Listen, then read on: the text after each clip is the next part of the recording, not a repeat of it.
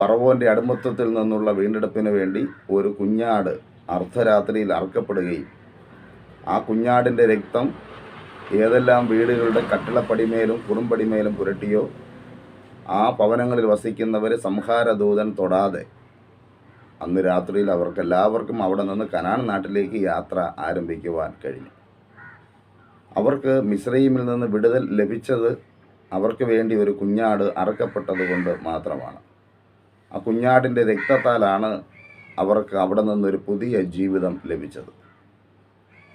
അത് വർഷത്തിലൊരിക്കൽ അവർ ഓർമ്മിക്കുന്നതാണ് പെസഹ പെരുന്നാളെന്ന് പറയുന്നത്.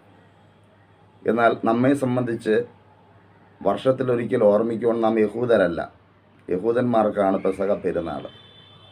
എന്നാൽ നമുക്ക് ഒരു പുതിയ നിയമം ആണ് കർത്താവായ യേശുക്രിസ്തു നൽകിയിരിക്കുന്നത്.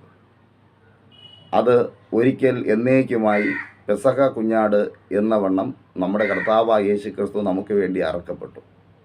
അതുകൊണ്ട് എല്ലാ ദിവസവും ആ യേശുക്രിസ്തുവിൻ്റെ ക്രൂശ് മരണത്തെ നാം ഓർമ്മിക്കേണ്ടതായിട്ടുണ്ട് എന്നുള്ളതാണ് പുതിയ നിയമത്തിലെ വ്യവസ്ഥ.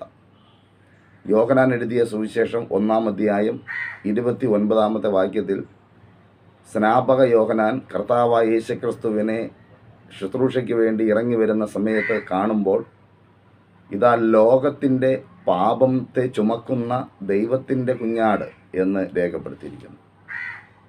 പഴയ നിയമത്തിൽ നാം കണ്ട പെസഹ കുഞ്ഞാടിൻ്റെ പൊരുളാണ് നമ്മുടെ കർത്താവായ യേശുക്രിസ്തു എന്ന ദൈവത്തിൻ്റെ കുഞ്ഞാട്. യോഹന്നാൻ 1-ാം അധ്യായം 36-ാമത്തെ വാക്യത്തിലും ഇത് ദൈവത്തിൻ്റെ കുഞ്ഞാടെന്ന് വീണ്ടും ആവർത്തിക്കുന്നതായി കാണുന്നു.